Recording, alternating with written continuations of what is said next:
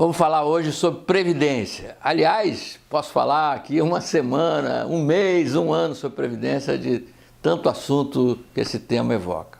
O Brasil precisa realmente de uma reforma. Por quê? Vocês imaginem que a humanidade, lá no tempo de Moisés, andando pelo deserto, vivia em média 20 anos.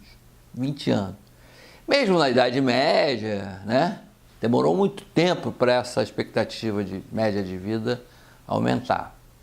A gente vê, por exemplo, que os reis e rainhas tinham 17 anos, 16 anos, porque a maior parte da humanidade vivia ainda muito pouco. Só no início do século XX, a idade média da humanidade passou para 40 anos. Ou seja, de Moisés até o início do século XX, a gente passou esse tempo enorme para dobrar a expectativa média de vida.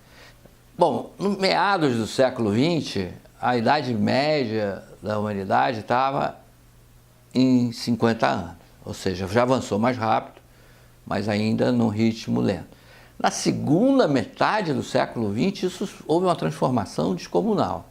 Hoje, muitos países estão com expectativa de vida que superam os 70 anos e até os 80. O Brasil já passou de 70 anos da expectativa média de vida. E isso porque a gente ainda tem uma mortalidade infantil relativamente alta. Se a gente considerar aquelas pessoas que chegam aos 60 anos, a sobrevida deles pode ser de 18, 19 anos. Então as pessoas estão vivendo muito mais.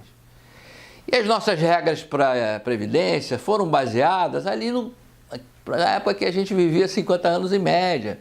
Então a pessoa recebia uma aposentadoria de 8 anos, mais 8 anos, e ainda deixava mais 4 anos para a viúva. Então, no máximo, o benefício era de 12 anos. Hoje não, as pessoas passam 30, 35 anos, 40 anos recebendo um benefício.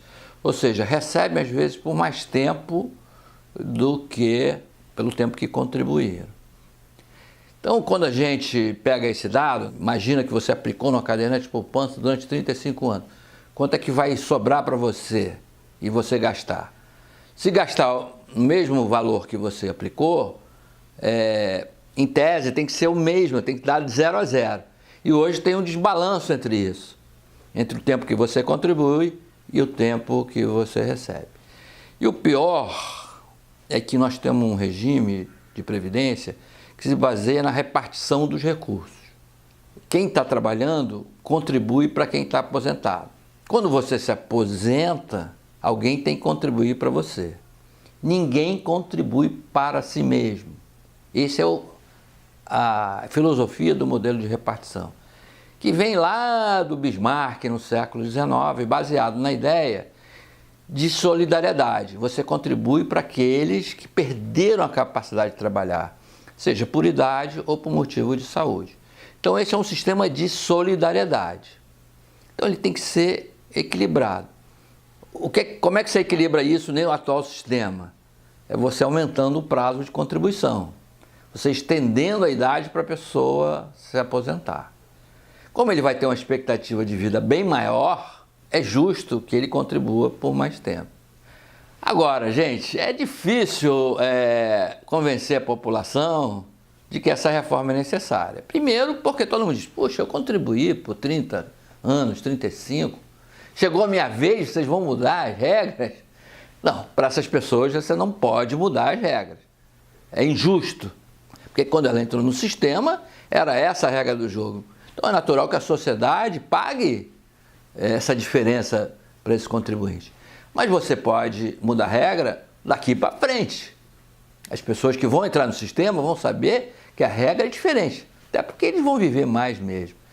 E também pode criar uma regra de transição para aqueles que estão no meio do caminho, não aqueles que estão prestes a se aposentar. Então, se a gente usar um pouco de bom senso, pode chegar a uma reforma que seja justa para todo mundo e não fique pressionando o Tesouro. Hoje, o que acontece? O Tesouro Nacional tem sobra de dinheiro. Tudo que ele paga, sobra dinheiro. Mas aí entra a conta da Previdência. Quando ele tem que cobrir o rombo da Previdência, ele fica desequilibrado, as contas públicas ficam desequilibradas. Então, essa conta, de alguma maneira, cai na mão da sociedade. não só daqueles que se aposentam ou não só daqueles que contribuem para o regime geral da Previdência. Para complicar a situação, a gente tem vários regimes de previdência. Tem o INSS, que é o regime geral, e tem o regime próprio dos servidores públicos, que gera uma diferença, porque o servidor consegue se aposentar por valores mais altos do que as pessoas do INSS. Ah, mas o servidor não tem fundo de garantia, o servidor não tem... Mas também tem outras vantagens. Essa discussão nós vamos continuar, é só um introito para ela.